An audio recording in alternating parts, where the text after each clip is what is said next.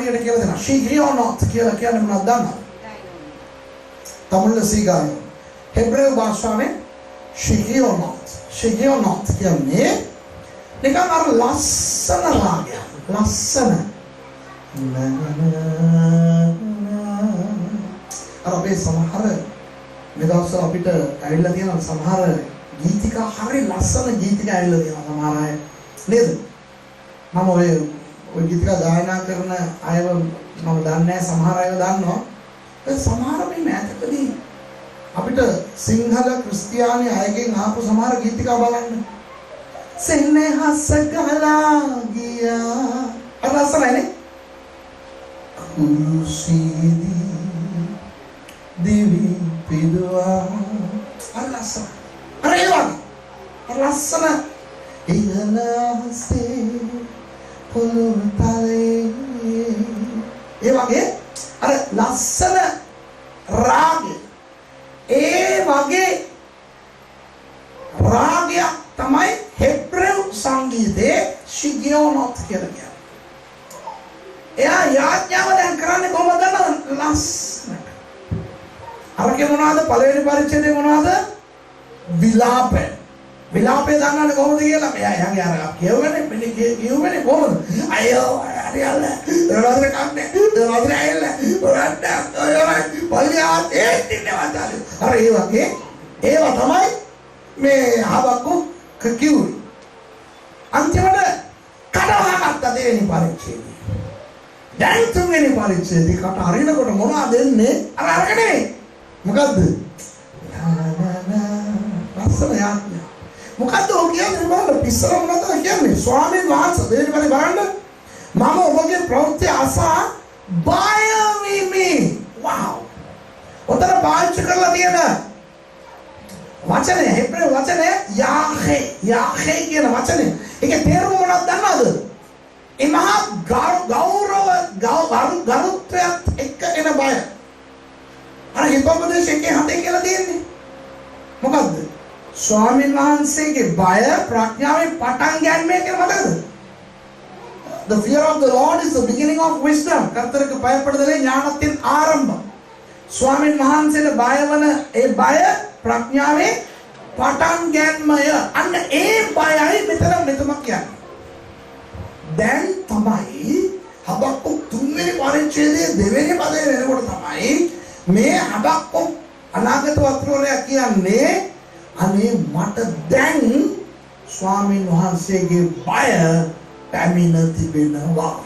ඒ කියන්නේ මොකද ඔහු කියන්නේ? ප්‍රඥාව පටන් ගත්තේ දැනුයි කියලා ඔහු කියන්නේ. කොහොමද තේරෙනවද? දැනුයි මට ප්‍රඥාව පටන් අරගෙන කවුද මේ කියන්නේ? ප්‍රභේදවරේ. දේශීය මට්ටමේ ඉහළතම තත්ත්වයේ ඉන්න ප්‍රභේදවරෙක් මේ කියන්නේ. මේ ඉහළම සේනාපති කෙනෙක් නෙවෙයි. ඒ රටේ එවකට හිටපු ආත්මික පියා. උසස්ම ගමේ ප්‍රභේදවරයා කියනවා මට දැනෙයි ප්‍රඥාව පටන් අරගෙන තියෙන්නේ. කියන අද කාලේ රෙවරන්ඩ් ડોක්ටර් ප්‍රොෆෙසර් කියලා එහෙම ඉන්නේ. අර ඒ ගණේ හිටපු එක්කෙනෙක් මෙයා. හරිද? එතකොට මෙයා ડોක්ටර් හබකුක්, රෙවරන්ඩ් හබකුක්, අපෝස්ටල් හබකුක්, ප්‍රොෆට් හබකුක්. අර ඒ වගේ නිකන් එසේ එක්කෙනෙක් නෙවෙයි. ඒ කාලේ ටීවී ස්ටේෂන් ඉස්සරහදී හැම ටීවී ප්‍රෝග්‍රෑම් එකකම මෙයා ඉන්නවා. ඒ වගේ හැම ඊශ්‍රායල් වල හිටපු හැම කෙනෙක්ම හබක්කුක් පාස්ටර්ව දන්නවා. හරිද? එච්චර ප්‍රසිද්ධ වැදගත් අංක එකේ ආත්මික පුද්ගලයා ප්‍රඥාව පටන් අරගෙන තියෙන්නේ මෙතන. ප්‍රඥාව නැති එක්කෙනා බලන්න මොනවද කියන්නේ? අනේ කියන්නද? හා? ඒක ලස්සන. අපි සාමාන්‍යයෙන් අර අඥානය කියලා දනින්නේ නැහැ. ඒ අඥානය කියලා කියන්නේ නැහැ නේ. පාරේ අම්මෝඩයා කියලා කියන්නේ. නේද? අපිනේ ඇත්ත විලිගවු මෝඩේ. ඒ කියන්නේ මෙතුමගේ මුඛයෙන් ප්‍රකාශ කරනවා මම අනාගත වත්සෝරෙක් වුණාට මීට කියන්නේ මිත්‍රෝනේ මම එක දෙයක් කියන්නම්. අධෛර්යවන්තයෙක් වෙන්න පුළුවන්, දීමනා තියෙන පුද්ගලයෙක් වෙන්න පුළුවන්, ආත්මික ඵලයේ පිරිච්ච පුද්ගලයෙක් වෙන්න පුළුවන්, හොඳ උගතෙක් වෙන්න පුළුවන්, ප්‍රසිද්ධ පුද්ගලයෙක් වෙන්න පුළුවන්, ලොකු ස්වභාවයක් තියෙන දේවදාසෙක් වෙන්න පුළුවන්, ડોක්ටර් කෙනෙක් වෙන්න පුළුවන්, මොන වගේ කෙනෙක් වුණත් දේව බය නැත්තම් මේ தත්ත්වයට ආවේ නැත්තම් එයා මෝඩයෙක්. හරි? එනවා මට බයිබල් ස්කූල් තියනවා, චර්ච් තියනවා, මට ડોක්ටරේට්ස් තියනවා, මම රෙවරන්ඩ් ડોක්ටර් සුරේෂ් රාජු. හරිද? මට දේව බය නැත්තම් මං රෙවරන්ඩ් ડોක්ටර් මෝඩ සුරේෂ් රාජු. තේරෙනවද? දේව බය නැති පාස්ටර් මෝඩ ඊට පස්සේ යන්නේ නම. හරිද? ડોක්ටර් මෝඩ යන්නේ නම. අපෝස්ටල් මෝඩ. ඕ 5000ක් සෙනග ඉන්න සභාව 5000ක් සෙනග ඉන්න සභාවේ පාස්ටර් මෝඩ මෙතුමා. ප්‍රසිද්ධ මෝඩ පාස්ටර්. දේව බය නැත්තම් ඒ පුද්ගලයා කොච්චර උගතෙක් වුණත් වැඩක් නැහැ. දේව බය නැත්තම් ඒ පුද්ගලයා කොච්චර සාර්ථක සේවකයෙක් වුණත් වැඩක් නැහැ. සාර්ථකත්වයේ මනින්නේ සංඛ්‍යාවෙන් නෙවෙයි, වර්ධනයෙන් නෙවෙයි, ආත්මිකත්වයෙන්. ආත්මිකත්වයේ මනින්නේ කොච්චර වෙලාවක් මෙයා යාඥා කරනවද, කොච්චර දවස් නිරාහාර වෙනවද කියන එකකින් නෙවෙයි, මෙයා කොච්චර දුරට දෙවියන් වහන්සේට බය වෙනවද කියන එක. දෙවියන් වහන්සේගේ බය, දේව බය ඇති වෙන්නේ උන්වහන්සේගේ වදන් අහුනොත් පමණයි. උන්වහන්සේගේ වදන් ඇහෙන්නේ කට වහගත්තොත් පමණයි. ඒ කට වහන්න දේව දූතෙක් එන්නේ. සුදාග්න වහන්සේ ඇවිල්ලා කට වහන්නේ. හරිද? අපි තමයි කට වහගන්නේ. හරිද? යසාය පොතේ 6 වෙනි පරිච්ඡේදයේ එක අවස්ථාවක යසාය කියනවා. අනේ ස්වාමීනි මම පස්තැවිලි වෙනවා මොකද මගේ තොල් අපිරිසිදුයි කියලා. එහෙම පස්තැවිලි වුණාම දේව දූතෙක් කෙනෙක් ඇවිල්ලා එයාගේ කට පවිත්‍ර කරනවා. ඒ තත්ත්වෙට අපි ආවොත් දෙවියන් වහන්සේට උපකාර කරන්න පටන් ගන්නවා. අපේ කට වහන්නේ උන්වහන්සේ නෙමෙයි. ඒක උන්වහන්සේගේ වගකීම නෙමෙයි. පෞරුෂත්වයක් තියන අපි, අපේම ස්ව කැමැත්ත තියන අපි, අපේ ස්ව කැමැත්ත පාවිච්චි කරමින් තීරණයක් ගන්න ඕනේ. මම ඍණාත්මකව කතා කරන්නේ නැහැ. මම දොස් කියන්නේ නැහැ. මං කෙඳිරි ගහන්නේ මං වැරදි හොයන්නේ ඒව තිබ්බද මම කට වහ ගන්නවා කියලා කිව්වොත් දෙවියන් වහන්සේ අපිට කතා කරන්න පටන් ගන්නවා. දෙවියන් වහන්සේ කතා කරන්න පටන් ගත්තාම අපිට තේරෙයි පුදුම අමුතු දේවල්. ඒ දන්නවද? දෙවියන් වහන්සේගේ දෘෂ්ටි කෝණය අපිට පේන්න පටන් ගන්නවා. මම දකින විදිහ නෙමෙයි. දෙවියන් වහන්සේ දකින විදිහ මට පේන්න පටන් ගන්නවා. එතකොට මට පේනවා ෂා අත්තික ගහ නැරලා ගියත් මට ප්‍රශ්නයක් නැහැ. ඔලිව ගහේ පළ නැතත් මට ප්‍රශ්නයක් නැහැ. මුද්‍රික වැල් වෙල්ලා ගියත් මට ප්‍රශ්නයක් නැහැ. කේත්වල කුඹුරවල යායවල තනිකර හිස් දේවල් තිබුණත් මට ප්‍රශ්නයක් නැහැ. හෙළු බැටළු මැරලා ගියත් හරක් මොරුවැල්ල අරගෙන ගියත් මට කමන්නේ කියන එක පේන්නේ දෙවියන් වහන්සේගේ නේත්‍රාතුලින් අපි දුටුවොත් පමණයි. ඒක තමයි හබක්ට. ඔව් කියනවා මම වහන්සේ කතා කරපු දේ මට ඇහුණා. මට ඒ දේව බය වෙන්නේ. ප්‍රඥාව පටන් ගත්තා. එතකොට දැන් තුන්වෙනි පරිච්ඡේදයේ ගායනා කරන්නේ කවුද? ප්‍රඥාවන්ත හබක්කුක්. පළවෙනි පරිච්ඡේදයේ කෑගහුවේ කවුද? මෝඩ හබක්කුක්. දෙවෙනි පරිච්ඡේදයේ මොනවද උනේ? හබක්කුක් කටවාගත්ත දෙවියන් වහන්සේ කතා කරා. ඔන්න පරිච්ඡේද තුන තේරුණාද? පළවෙනි පරිච්ඡේදයේ මෝඩ හබක්කුක් කෑගහුවා. දෙවෙනි පරිච්ඡේදයේ කටවාගත්තම දෙවියන් වහන්සේ කතා කරා.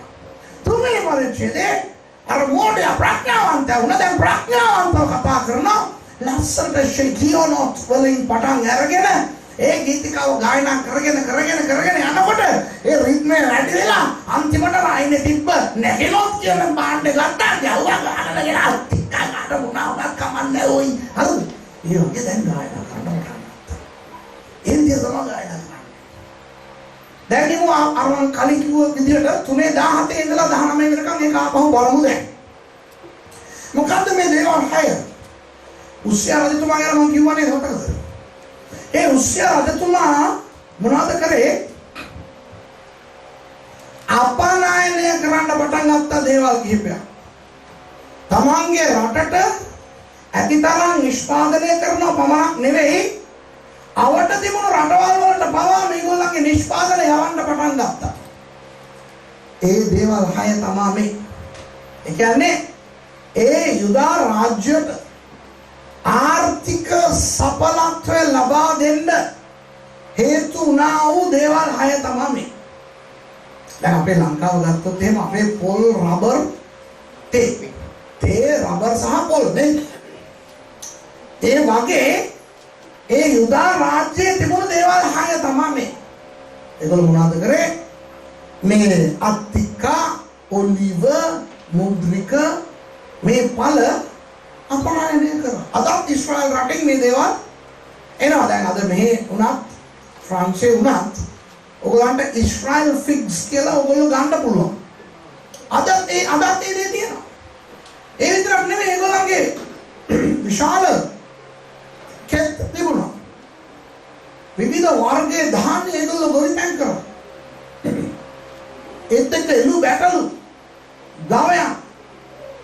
අද ඊශ්‍රායල් වල හරක් හරි විශාල හරි මහතයි හරි සපලව. කවුරු ඊශ්‍රායල් ගිය කට්ටිය ඉන්නවද?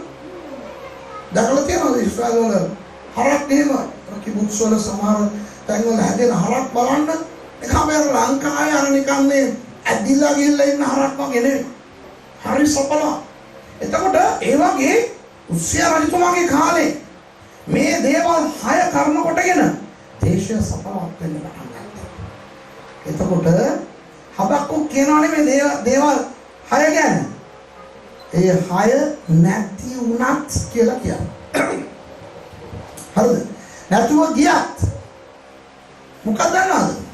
නැති වෙලා ගිය දේ දිහා බලලා කියන්නේ නැති වෙලා යන්න යන දේ දිහා බලලා කියනවා. අර මම කියවනේ දෙවියන් වහන්සේ දෙවෙනි පරිච්ඡේදයේ කතා කරා කියලා.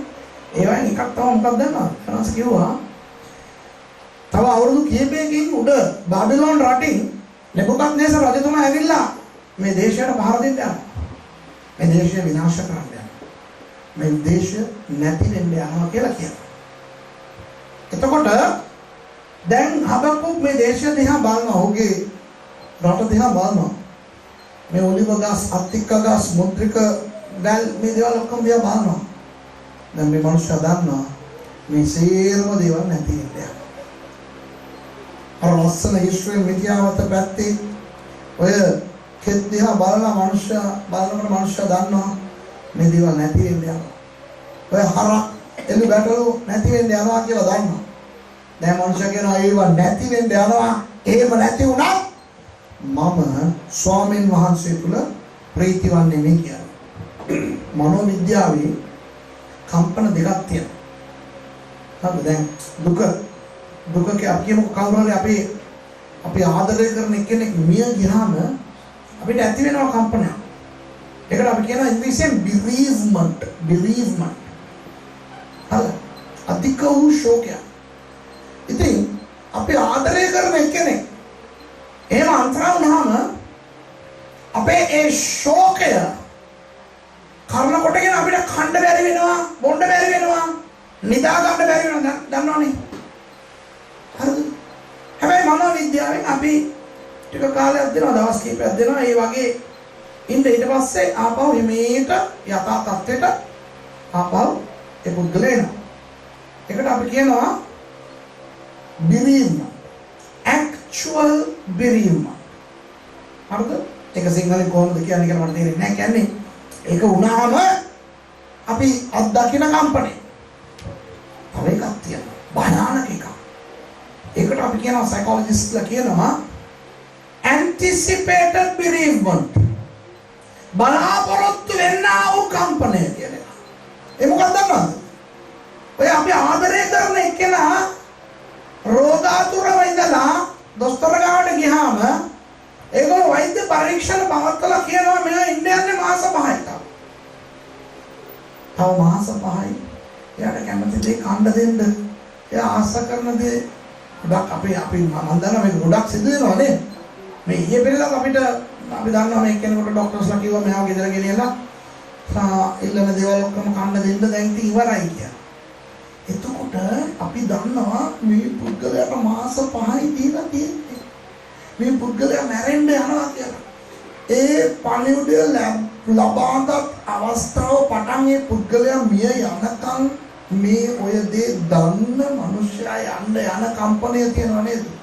ඒක හරි අමාරුයි. තේරුණා කියන්නේ. යානම් මරුණාම ඉතින් හරි දුකයි තමයි. නමුත් දැන් මොනවා කරන්නද? ඒක උනානේ. ඒ කම්පණයට වඩා මැරෙන්න යනවා මෙයා කියලා. යාගේ වුණ බලන විදිහට අපි දන්නවා නේ මේ මිනිස්සු අන්තර වෙන්න යනවා කියලා. හබක්කුට තියෙන තත්ත්වයේ anticipated bereavement තත්ත්වය.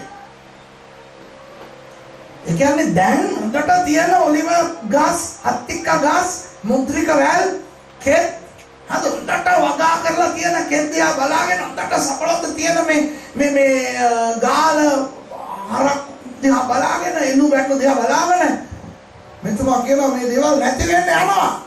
එහෙම නැති වුණත් අමරයන් මහසි කුල ප්‍රීතියෙන් බලන්න කොච්චර දුරට මේ මනුෂ්‍ය විනාශ වුණාද. ඇයි ප්‍රඥාව බැමිණියා. මේ මනුෂ්‍ය දැන් හොඳයි මේ ප්‍රඥාව මොනවද මේ ප්‍රඥාව? ප්‍රඥාවෙන් මනුෂ්‍ය මොනවද දැනගත්තේ? මේ මනුෂ්‍ය කියන දේ මම අපිට තේරුම් ගන්න ඕන දන්නවද? 18 වෙනි පදේ මම වනාහි ස්වාමීන් වහන්සේ කෙරෙහි සන්තෝෂ වන්නේ මාගේ ගැලවීමේ දෙවියන් වහන්සේ කෙරෙහි ප්‍රීතිමත් වන්නේ. අපි ගැලවීමේ දෙවියන් වහන්සේ. දැන් බලන්න පරණ ජීවිතයේ දෙවියන් වහන්සේ විවිධාකාරව දෙවියන් වහන්සේගේ නම් පාවිච්චි කරලා තියෙනවා. යෙහෝවා ජයිරේ, ජෙහෝවා ජයිරේ, යාහ්වේ ඊරේ කියලා කියන්නේ හිබ්‍රු වල. සිංහලෙන් ජෙහෝවා ජයිරේ. මොකද්ද? සියලුම දේ බලා ගන්නා. එහෙම නැත්නම් සියලුම දේ සපයන්නා. මේ අවස්ථාවේ ඕක කියලා තියෙනවා. මොනවද? මේ දේවල් සේරම නැති වුණත් කමක් නැහැ. මම ජෙහෝවා ජයිරේ තුල ප්‍රීතිමත්. මොකද උන්වහන්සේ සපයන්නේ. එහෙම කිව්වේ නැහැ. නැත්නම් මා සමග ඉන්න ජෙහෝවා ශම්මා තුල. ජෙහෝවා ශම්මා කියන්නේ ස්වාමීන් වහන්සේ මා සමග. ජෙහෝවා ශම්මා තුල ප්‍රීතිමත් වෙන්න කියලා කිව්වේ නැහැ. නැත්නම් ජෙහෝවා ශාව්‍යෝ එහෙම නැත්නම් ඒ කියන්නේ මාගේ සේනාවල ස්වාමීන් දෙවියන් වහන්සේ කියලා කිව්වේ නැහැ. මොනවද කියන්නේ? යාහ්වේ යේෂුවා කියලා කිව්වේ. කියන්නේ ජෙහෝවා යේෂුවා. මොකද්ද? ගැලවීමේ දෙවියන් වහන්සේ. මොකද කියන්නේ? මේ බලන්න. මගින් මොනදී අහිමි වුණත් ගැලවීම තියනකම් මට බය නැහැ. අනෝගම ප්‍රඥාව. ආමේන්. අපේ ක්‍රිස්තියානි අයටත් මේක තමයි ප්‍රඥාව මිත්‍රවරුනි. අද දෙවියන් වහන්සේ අපිට දීලා තියෙන විශාලතම දායාදය කුමක්ද දන්නවද? ගැලවීම. අපි මරුණාම ගෙන යන්නේ එකම දෙයයි, ඒක තමයි ගැලවීම. වෙන කිසි දෙයක් කියන්නේ නැහැ.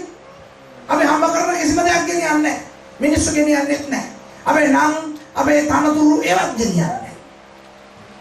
අපි මරණයෙන් එගොඩ මෙලොවෙන් එලොවට යනකොට අපිත් සමග එන එකම ආශිර්වාදය ගැලවීම. ගැලවීම ලබනවා කියන ස්වර්ගය. එහෙම නැත්තම් නිවය.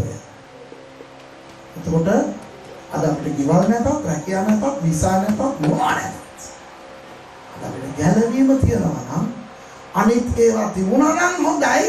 නැත්නම් ඉතින් ගානේ නෑ කියන ඒ ප්‍රඥාව තුළට අපි පැමිණෙයි. ඒක තමයි හබක්කුට. හරිද? ඔන්න තව දෙයක්. ගැලවීම ගැන කතා කරනකොට මේව දෙයක් කියනවා.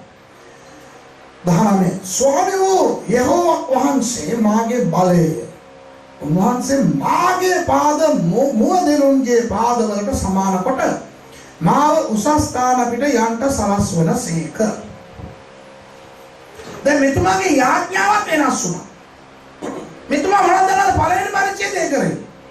අයියෝ ස්වාමීන් වහන්සේ ගහන්න රෝග නැති කරන්න උන්ට මේ විදලාවක් දෙන්න එහෙමනේ අනුන්ගේ යාඥා කරේ. අර වෙනස් කරන්න, මෙයා වෙනස් කරන්න, රට වෙනස් කරන්න දැන් මම පසුම කියලා දුන්නානේ. දැන් මෙතුමාගේ යාඥාව කොහොමද දන්නවද? වෙන කිසි දෙයක් වෙනස් කරන්න එපා ස්වාමීන්, මාගේ පාද වෙනස්. මාව වෙනස් කරන්න. ප්‍රඥාව ඕන. සමහර අය ස්වයං පුරුෂය වෙනස් කරන්න ස්වාමීන් වහන්සේ. ස්වයං පුරුෂය ආඥා කරනවා. මගේ භාර්යාව වෙනස් කරන්න. මගේ දරුවන් වෙනස් කරන්න. වැඩ කරන තැන මගේ බොස්වාව වෙනස් කරන්න. සභාව ඒ ඉන්න ඇදහිල්ලන් තියෙන වෙනස් කරන්න. පාස්ටර්ව වෙනස් කරන්න. ක්‍රමය වෙනස් කරන්න. රටේ නීතිය වෙනස් කරන්න. ස්වාමීන් හැම දෙයක්ම වෙනස් කරන්න මම වෙනස් වෙන්නේ. මම ඒ සමනාවතිමයි. හරිද? මම ඒ සිරිසේනමයි. එදා අද මදාම මම මේ විදියට හැම දෙයක්ම ඔබ වහන්සේ වෙනස් කරන්න. කොහොමද වෙන්නේ? ඉතින් මේ වගේ කොහෙද සන්තෝෂේ? ඒ වයිද? විඥානි හබකොක්ට දෙනවා ප්‍රඥාව දුන හබකොක් කියන ස්වාමීන් කිසි දෙයක් වෙනස් කරන්න එපා. මාව වෙනස් කරන්න. දැන් දේශි. හරිද?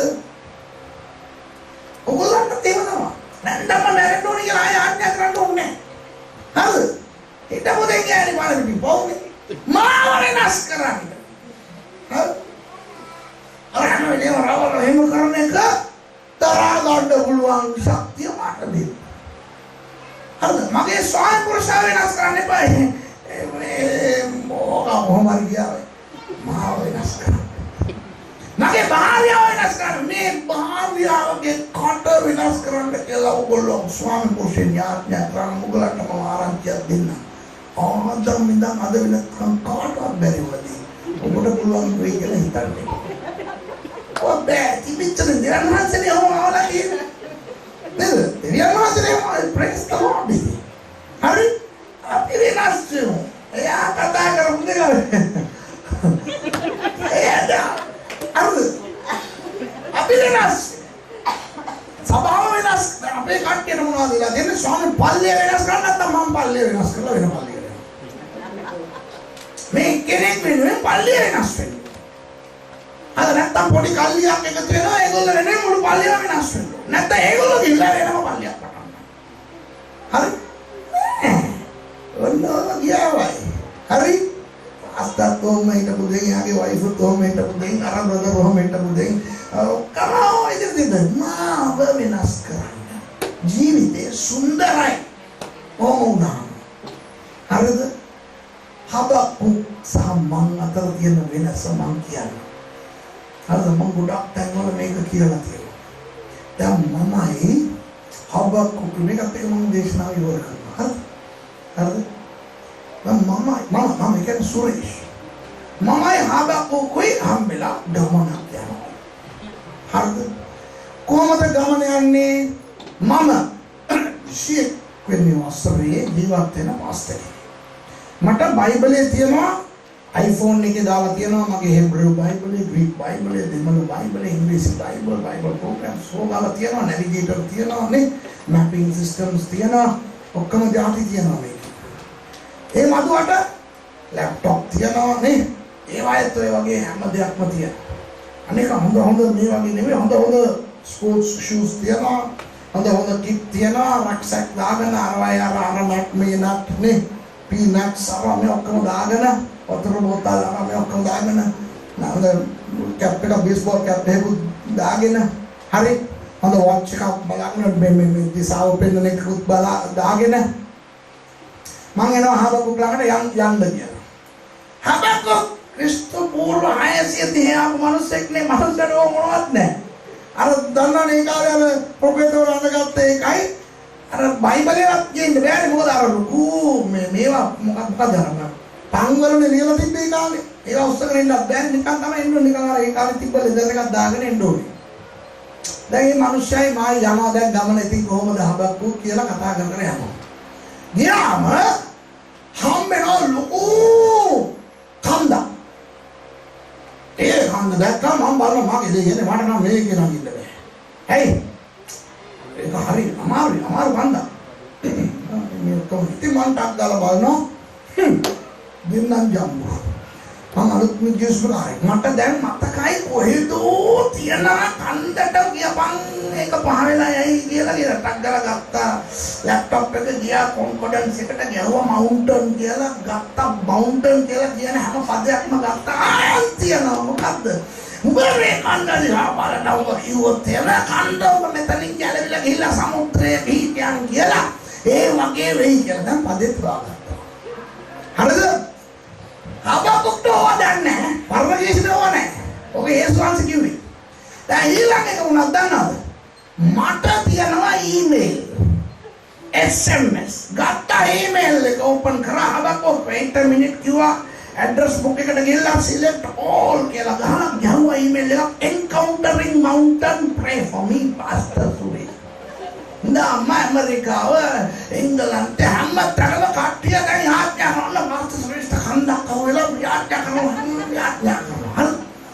මදුවට SMS එක ගත්තා ඒකත් ඇඩ්‍රස් select all කියලා SMS එකේ ගාවා short එකේ in front of big mountain pray urgent කියලා ගාවා නම එකක් ගියා.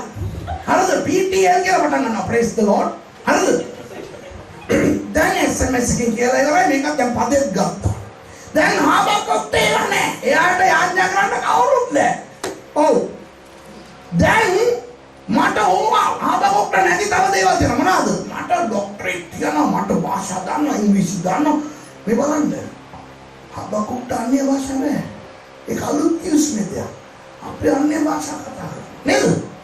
අන්දෙන් අන්‍ය භාෂාවේ කතා කරනවා. අන්‍ය භාෂාවේ කතා කරලා හබකුට නැති යේසුස් වහන්සේගේ නාමයෙන් යාට දන්නේ යේසුස් වහන්සේගේ නාමය. මම යේසුස් වහන්සේගේ නාමය යේසුස් වහන්සේගේ ලේවන් ගාව තියෙනවා. බකට් ගණන් දා ගන්නවා එකට වක් කරගන්නවා.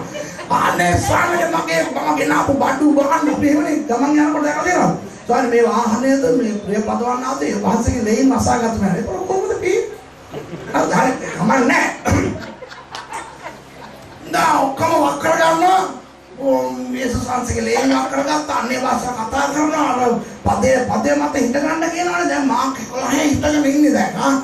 අර කන්දට කියපන් දැන් ලෝකේ පුරාම හැම එකම යන්නකලා දැන් මමත් අන්‍ය භාෂා කතා කරලා ඵලයන් කන්ද ඵලයන් මෙතෙන් ඵලයන් යේසුස් වහන්සේ ඵලයන් දුර්විය කියලා සල්ල බලන කන්දේ මොකද හැල්ල බලනකොට මේ ආදයන්නේ මෙන්න මේ මෑන්දි ඕදු උඩ ගෙල්ල ඒක කරා නවාඩෝ නියමයිනේ කීප කාරක කරන්නේ කොහොමද මම මෙච්චර හොඳ ෂූස් එහෙම දාගෙන මම මේ මෙච්චර ජිල්බරිස් දානකොට මනුෂ්‍ය එක චූඩි ආඥාවක් කරලා මොකද්ද ස්වාමීනි මගේ කකුල වෙනස් කරන්න නෑ විතරම මොදෙනෙක් කියලා තියනවා නේද මොකද දන්නවද සමහරවිට ඔයගොල්ලෝ discovery channel national geography channel වල ගිහලා බලන්න ඔය කඳු තියනවා ඒ වගේ ඉන්නවා මේ ඔය මෙන්න ඇත්තට මොම නෙවෙයි යම් එළු වර්ගයක් හරි මේ කඳ උඩ මෙන්න මෙහෙම තියෙන මේ අර ස්ලෝප් එකේ ගලක් උඩ කකුල් හතරම තියාගෙන මුත් හිට ගන්නවා මුන් දෙන්නෙක් සටන් කරනකොට ගල් අරන් එක කකුල යටින් කඩාගෙන මුන් වැටෙන්නේ නැචරල් බැලන්ස් එකක් තියෙනවා. හබකුක් කියන ස්වාමීන් මගේ කකුල වලට එවැනි වෙනස් වීමක් ඇති කරනවා. දෙවන්නෝ කියලා වෙනස් ඇති කරන මනුස්සයා. මේ මම ඉඳගෙන මෙතන ඔක්කොම තියෝලොජි දාගෙන SMS email යවාගෙන තාම කන්දේ දැන් යේසුස් වහන්සේ කිව්වා තමයි බයිබලේ තියෙනවනේ කන්ද දැන් කඳු කීයක් පහළලා තියෙනවද?